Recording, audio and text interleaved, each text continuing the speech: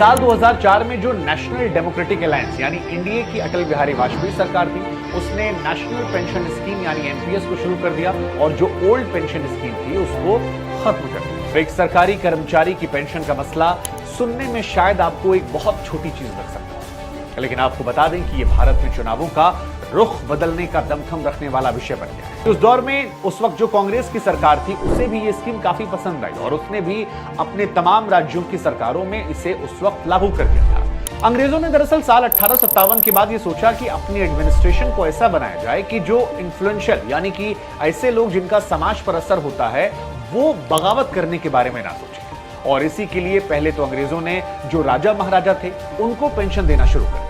कर्मचारियों की जो यूनियन है उसका यह कहना है कि ओल्ड पेंशन स्कीम में उनको इस बात की जानकारी थी कि जब वो बुढ़ापे में जाएंगे, रिटायर होंगे तो उनके पास कितना पेंशन आने वाला। भारत जो है वो अभी अपनी जीडीपी का 2.2% हिस्सा पेंशन में देता है। दुनिया के बाकी देशों से कंपेयर करें तो अमेरिका अपनी जीडीपी का 7.5% पेंशन में देता है। यूनाइटेड किंगडम में ये 5% होता है। यूरोप के तमाम देश ऐसे हैं जैसे कि इटली, ग्रीस और फ्रांस जो अपनी जीडीपी का 15% तक हिस्सा पेंशन में दे देते हैं। पुरानी पेंशन स्कीम का फायदा यह होता था कि एक तो रिटायरमेंट के बाद जब तक आप जिंदा रहते थे आपको ये पेंशन मिला करती थी। कर्मचारी यूनियन जो है उनका यह कहना है कि ये स्कीम हमसे ज्यादा शेयर बाजार की मदद करने के लिए बनाई गई है जिससे बाजार में निवेश होता रहे और इससे प्रत्यक्ष तौर पर उनका भला होता नहीं दिख रहा। राजस्थान और छत्तीसगढ़ में बिना चुनावी वादे के पुरानी पेंशन पर वापस जाने का निर्णय लिया गया और इसके बाद गैर भाजपा राज्य सरकारों में मानो पुरानी पेंशन पर वापस जाने की जैसे एक होड़ लग गई। तो आरएसएस की मजदूर यूनियन भारतीय मजदूर संघ ने भी ये मांग की है कि केंद्र सरकार को पुरानी पेंशन स्कीम वापस लानी चाहिए। क्रिटिक्स जो है उनका ये कहना है कि राज्य आखिर में इसे संभाल नहीं पाएंगे और केंद्र सरकार से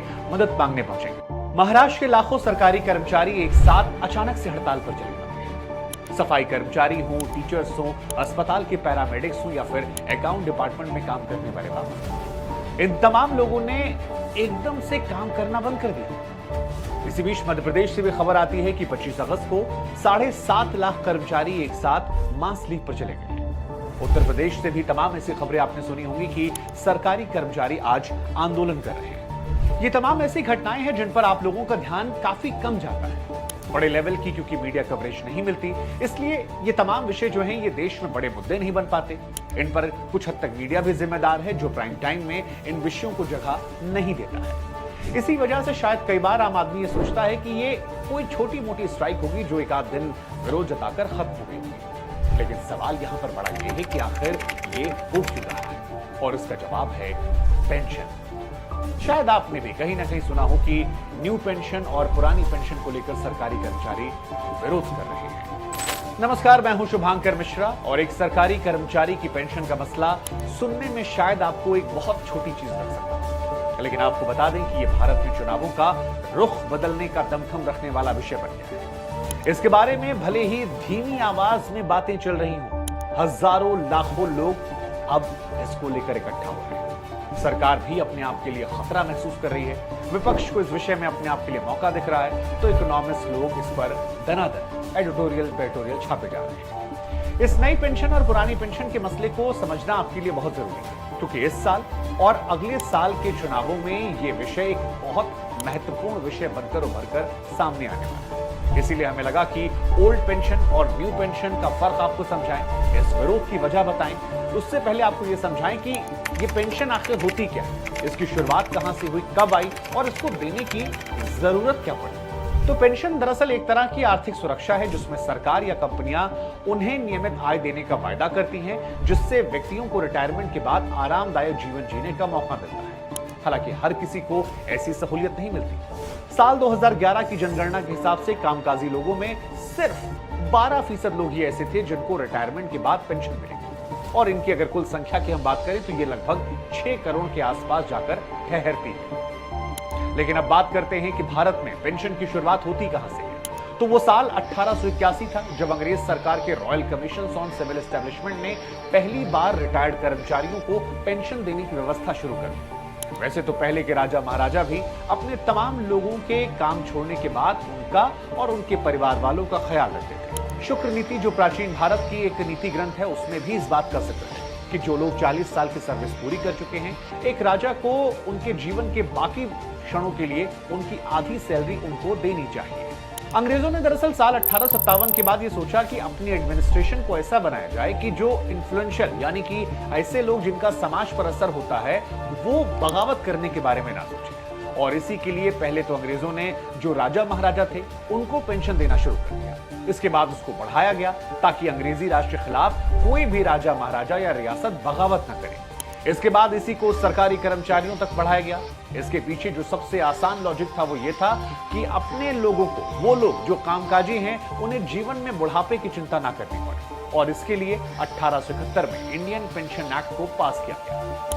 ये इंडियन पेंशन एक्ट वही एक्ट था जो भारत में साल 2004 तक चलने वाली ओल्ड पेंशन स्कीम थी, वो यहीं से आती थी। 1924 में जो royal commission on civil establishment था, उसने ये प्रस्ताव दिया कि जो एक्टिव सर्विस के दौरान सैलरी है उसकी आधी सैलरी पेंशन के तौर पर रिटायरमेंट के बाद दी जाए। इसके बाद जब गवर्नमेंट ऑफ इंडिया एक्ट 1935 आया तो उसमें पेंशन के प्रावधानों को और ज्यादा मजबूत कर दिया गया था। अब बात करते हैं ओल्ड पेंशन स्कीम को लेकर, आसान शब्दों में समझाते हैं कि है। दरअसल आजादी के बाद जो सिस्टम था वो बढ़ता चला गया। 2004 तक ये ओल्ड पेंशन स्कीम चलती रही और इसी सिस्टम को ओल्ड पेंशन स्कीम कहा जाता है। अब एक बात जो हम सभी जानते हैं वो ये कि सरकारी नौकरियों में अक्सर प्राइवेट सेक्टर की नौकरियों के मुकाबले कम पैसा मिलता है, लेकिन इसके बावजूद हमारे देश में सरकारी नौकरी का जबरदस्त क्रेज है। और उसकी एक मुख्य वजह है स्टेबिलिटी और सिक्योरिटी, और इस स्टेबिलिटी और सिक्योरिटी में ही ये पेंशन चली आती है।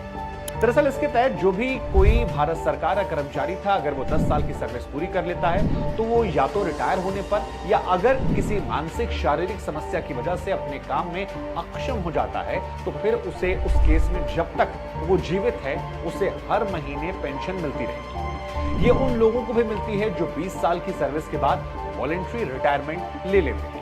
जो पेंशन का अमाउंट होता है वो आमतौर पर आपकी आखिरी सैलरी या फिर रिटायरमेंट के पहले 10 महीने की एवरेज सैलरी होती है, उसी पर बेस्ड होता है। इनमें से जो भी ज्यादा है उसकी आधी पेंशन आपको मिल जाती है। रिटायरमेंट के बाद एक मुश्त पेंशन मिलता है तो उसको रिटायरमेंट ग्रेच्युटी कहते हैं, और इसके बाद हर महीने एक फिक्स्ड अमाउंट में पेंशन मिलती रहती है। अब जो ओल्ड पेंशन स्कीम थी, इसमें जो पेंशन का पेमेंट था वो पूरा सरकार खुद दिया करती, यानी कि इसमें कर्मचारियों की सैलरी से कोई भी कटौती नहीं होती थी। अब इसमें पेंशन तो मिलती ही थी, साथ में कॉस्ट ऑफ लिविंग उससे अपने कर्मचारियों को बचाने के लिए सरकार साल में 2 बार डियरनेस अलाउंस यानी कि डीए, जिसको महंगाई भत्ता बोलते हैं, उसको भी बढ़ाया करती थी।